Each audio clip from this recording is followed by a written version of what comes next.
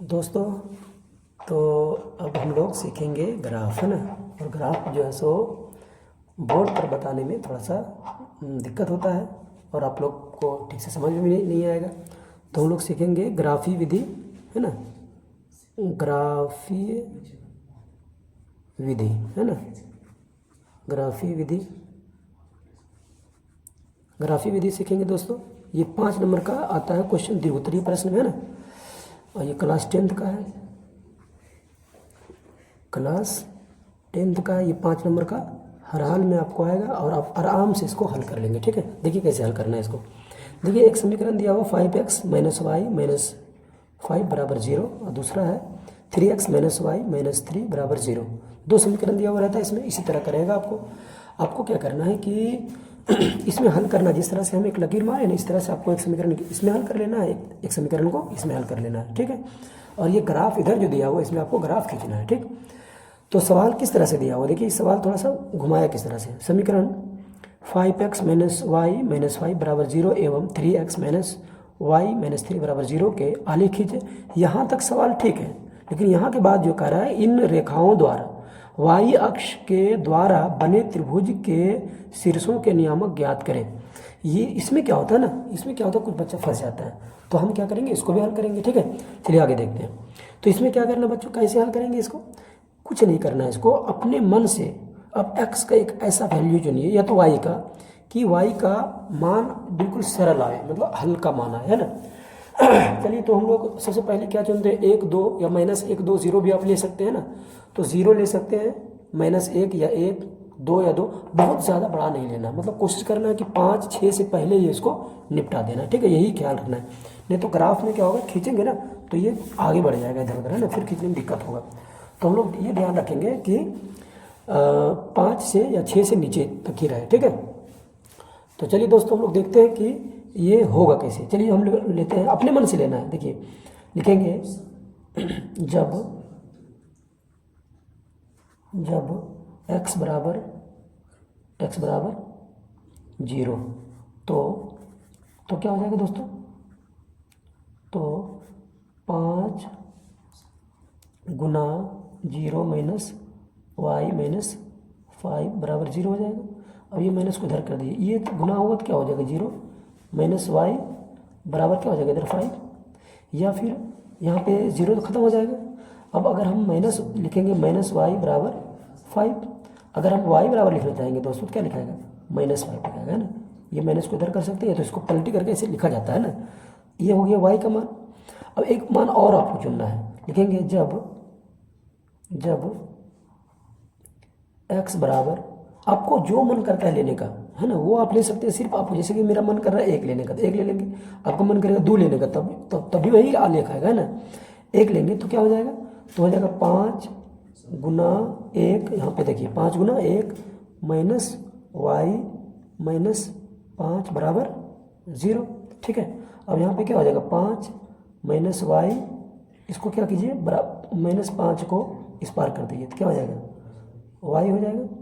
अब minus y बराबर 5 minus 5 y बराबर -y बराबर 0।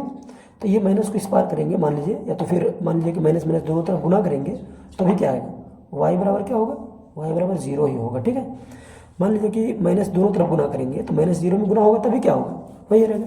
अब इसके बाद क्या करना है दोस्तों, आपको इस तरह से घर बना लेना है, इस तरह से कॉलम बना लेना। ठीक, इस तरह से कॉलम बनाना है, इस तरह से आप कॉलम बना लीजिए।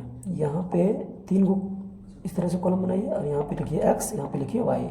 x का मान कितना माने थे, x का मान लिए थे पहले शुरू में 0, तो y का मान कितना आया था, -5। उसके बाद x का मान 1 लिए थे, x का मान कितना लिए थे 1, तो y का मान कितना आया था, y का मान आया आपका 0, है ना। इसको यहाँ तक छोड़ दीजिए। ठीक, ये हो गया समीकरण 1 से, ये समीकरण 1 से, है ना। और ये समीकरण 2, यहाँ लिखा हुआ समीकरण 2, इसलिए हम भाषा में नहीं लिखे। ठीक, यहाँ लिखेंगे जब आपको क्या मानने का मन कर रहा है, यहाँ पे आप अपने हिसाब से मानिए, बस ये ध्यान रखिए कि सिर्फ बट्टा में नहीं आना चाहिए ना। तो आप क्या मान सकते हैं, जैसे यहाँ पे हम 0 माने, यहाँ भी 0 मान सकते हैं, जब x बराबर 0। ठीक, तो क्या हो जाएगा दोस्तों, तो यहाँ पे देखेंगे तो क्या हो जाएगा भाई, कि 3 गुना 0 माइनस वाई माइनस 3 बराबर 0। फिर ये 0 हो जाएगा, माइनस वाई माइनस 3 बराबर 0। या तो फिर ऐसे लिख सकते हैं कि देखिए y को इधर कर सकते हैं, ऐसे कर सकते हैं, देखिए -3 को यहाँ रखने दीजिए, ठीक, -3 को यहाँ रखने दीजिए, अब बराबर इसको इधर कर देंगे तो क्या हो जाएगा y। अब इसी चीज़ को पलट कर लिख सकते हैं कि y बराबर -3, ऐसे भी लिख सकते हैं आप। ये y का मान आ गया। अब क्या है भाई कि आप x का मान और क्या रख सकते हैं, x का मान जैसे इसमें 1 रखे, आप 2 भी रख सकते हैं, 3 भी रख सकते हैं, 4 5 आपको कुछ भी रख सकते हैं, लेकिन आपको मन ही मन ये सोचना है कि वैल्यू जब x का मान लेंगे तो y का वैल्यू ऐसा ना हो कि 10 आ जाए 15 आ जाए, ऐसा नहीं है ना। तो लिखेंगे जब x बराबर 1 तो क्या हो जाएगा दोस्तों, तो हो जाएगा 3 गुना 1 माइनस वाई माइनस 3 बराबर 0। तो यहाँ हो जाएगा 3 माइनस वाई और -3 रहने दीजिए बराबर 0, ऐसे कर सकते हैं। ये -3 क्या होगा, 3 को इधर y को इधर कर दीजिए तो ये 3 में से 3 जाएगा, मान लीजिए -3 बराबर y, तो 0 बराबर y। या फिर इसी को क्या लिख सकते हैं, या y बराबर 0, ऐसे भी लिख सकते हैं। अब देखिए फिर से इसी तरह से घर बनाना है आपको, एक कॉलम बनाना है। अब ये हल करने वाला जो सिस्टम है आप ऐसा भी लिख सकते हैं कि जरूरी नहीं कि जिस तरह से हम यहाँ पे क्या किए, यहाँ पे किए तो y को इधर रखे, अब माइनस को क्या किए, माइनस बोले कि भाई जब -y बराबर 0 कहिए, या फिर y बराबर भी 0 होगा, क्यों, कोई दिक्कत नहीं, क्यों, क्योंकि माइनस माइनस दोनों तरफ गुना करेंगे तो ये अपने प्लस हो जाएगा, ये -0 रहेगा या +0 रहेगा, कोई बात नहीं, एक ही बात है ना। अब यहाँ पे इसी तरह से कॉलम बनाइए आप 3 घर वाला। अब यहाँ पे x लिख दीजिए और यहाँ पे y लिख दीजिए। और x का मान कितना रखे थे, शुरू में 0 रखे थे, तो y का मान कितना आया था, तो y का मान -3 आया। उसके बाद x का मान फिर कितना रखे, 1 रखे, तो y का मान कितना आया, 0 आया, है ना। अब क्या करना दोस्तों, यहाँ तक तो आ गया। अब इसका ग्राफ खींच देना, ठीक। देखिए ग्राफ कैसे खींचना है, ग्राफ आप ले लीजिए इस तरह से आप ग्राफ खींच दीजिए। बीच में एक लकीर मारिए, पहले आप बीच में मारना है, आपको कोशिश करना है कि बीच में रहे, है ना। तो देखिए, है ना, बीच में मोटा रेखा लेके खींचना, एक थोड़ा सा और बढ़ा देते हैं नीचे, अब पूरे भी कर सकते हैं आप। देखिए यहाँ तक कर दिए, ठीक है। अब इधर से एक ले लीजिए, एक आप ले लीजिए इधर से,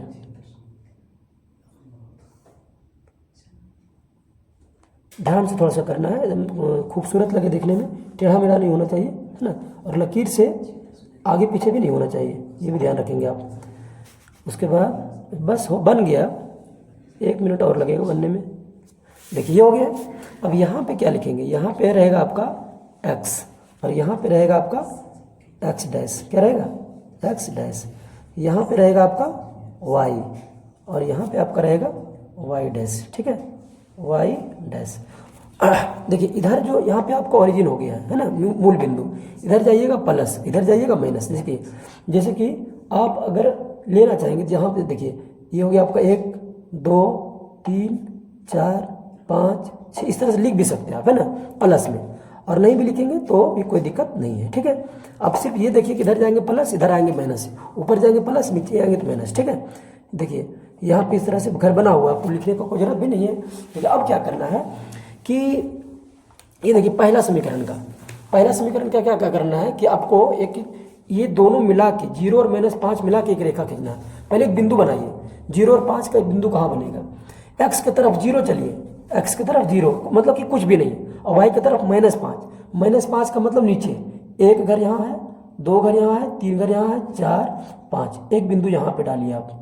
ये बिंदु का नाम क्या है भाई, ये बिंदु का नाम है 0 -5, नाम क्या है इसका, नाम है 0 -5, है ना, -0 -5 दिख रहा है ना, -0 -5, ये बिंदु का नाम क्या हो गया, 0 -5, ये बिंदु का नाम हो गया, ठीक,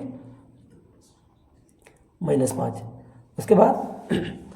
उसके बाद क्या करना है, एक बिंदु हो गया। अब एक बिंदु देखिए यहाँ से, एक बिंदु आप लीजिए 1 0 कहाँ पे है, 1 0, x की तरफ एक घर और y कुछ भी नहीं, y 0 तो यहाँ पे आएगा, x की तरफ एक घर और y कुछ भी नहीं, ना आगे ना पीछे, ना माइनस ना प्लस, ठीक, तो यहाँ पे आएगा। अब इसको क्या कीजिए, इसको दोनों मिलाइए और इस तरह से क्या कीजिए, दोनों बिंदु मिला के और आप रेखा खींच दीजिए इस तरह से, ठीक। तो आपका एक रेखा कंप्लीट हो गया है। एक रेखा आपका कंप्लीट हो गया है। इस बिंदु का नाम, ये बिंदु का नाम भी लिख दीजिए। बिंदु का नाम क्या है भाई? ये बिंदु का नाम हो गया आपका 1, ये बिंदु का नाम हो गया 1,0, ठीक है, 1,0। उसके बाद और समीकरण का नाम क्या है? समीकरण का, इस समीकरण को हम लोग बाद में लिख देंगे, समीकरण का क्या नाम है सो। अब देखिए दूसरा क्या आया, 0 - 3। ये आपको दिख रहा है ना, दूसरा समीकरण वाला एक समीकरण का हो गया 0 - 3।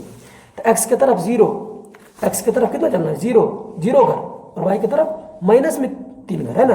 देखिए x की तरफ 0 मतलब कुछ भी नहीं, और y की तरफ -3 मतलब कि 1 2 3, माइनस मतलब नीचे और प्लस मतलब ऊपर, तो -3 है ना। यहाँ पे आ गया एक बिंदु, यहाँ पे आया दूसरा बिंदु, x की तरफ 1 घर और y की तरफ कुछ भी नहीं। x की तरफ सिर्फ 1 घर चलिए, यहाँ पे 1 घर हो गया, y की तरफ कुछ चलने नहीं था, मतलब कि दूसरा बिंदु आपका यहीं पे हो जाएगा। तो अब क्या करना है आपको, यहीं पे चूंकि इसका नामांकन पहले से किया हुआ, नामांकित वो है पहले से, तो उसको लिखना 2 बार लिखने का जरूरत नहीं है, ठीक है। अब यहाँ से आप ऐसे खींच दीजिए, ठीक। अब ये आपका हो गया दूसरा। तो आप जो है सो देखिए अब क्या करना है आपको कि यहाँ पे क्या कह रहा है, ये तो हम आलेख खींच दिए हैं। इस बिंदु का नाम क्या है भाई? इस बिंदु का नाम था 0 - 3। इसका नाम क्या था? ये जो हम लोग बिंदु डाले थे 0 - 3 का डाले थे ना, तो यहाँ पे लिख देना आपको 0, -3, ठीक है। अब यहाँ पे दे दिए। अब क्या कह रहा है कि यहाँ जो बोला था कि इन रेखाओं और y अक्ष कौन है भाई? y अक्ष आपका ये सीधा वाला हो गया ना, सीधा वाला क्या हो गया? y अक्ष।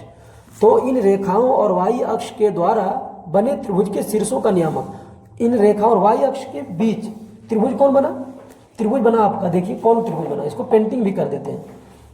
ये वाला जो त्रिभुज बना, कट पेंसिल से आप लोग, पहली बात की कट पेंसिल से आपको बनाना है, हम कलम से इसलिए बना रहे हैं कि आपको जो है सो ठीक से दिखे, डार्क दिखे है ना, इसलिए हम कलम से बना रहे हैं। ये त्रिभुज देखिए बना है, दिख रहा है ना, ये त्रिभुज बना है। ये त्रिभुज जो है आपको पेंट कर देना वहाँ पे, ठीक। आपको क्या करना, अच्छा से पेंट करना है ताकि नंबर आपका नहीं कटे, फुल में फुल नंबर मिले, 5 में 5 नंबर मिले, ठीक। तो ये हम पेंट कर दिए। थोड़ा सा हम जल्दी शॉर्ट वीडियो, मतलब वीडियो ज़्यादा लॉन्ग हो जाएगा इसलिए हम जल्दी कर रहे हैं, ताकि ग्राफ है 10-12 मिनट का वीडियो ही बहुत काफ़ी है। ये देखिए यहाँ पे हम रख दिया। अब इसका नियामक क्या है? एक नियामक मतलब क्या होता है? देखिए त्रिभुज ये हमारा बन के रेडी है, सिर्फ आप क्या कर सकते हैं, पहला जो मेरा समीकरण था वो देखिए ये वाला था, तो यहाँ पे आप लिख दीजिए समीकरण, ये क्या था? 5x, ये समीकरण का नाम था 5x - y और -5 बराबर 0, ये समीकरण का नाम था।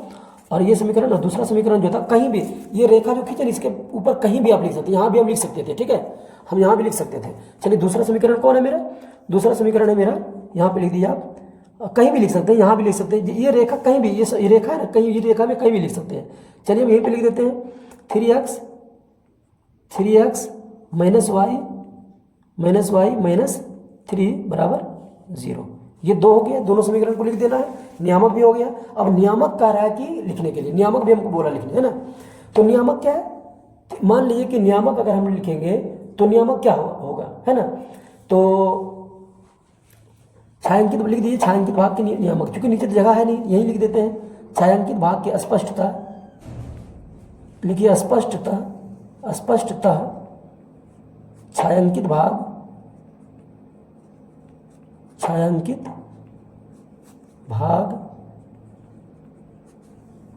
का नियामक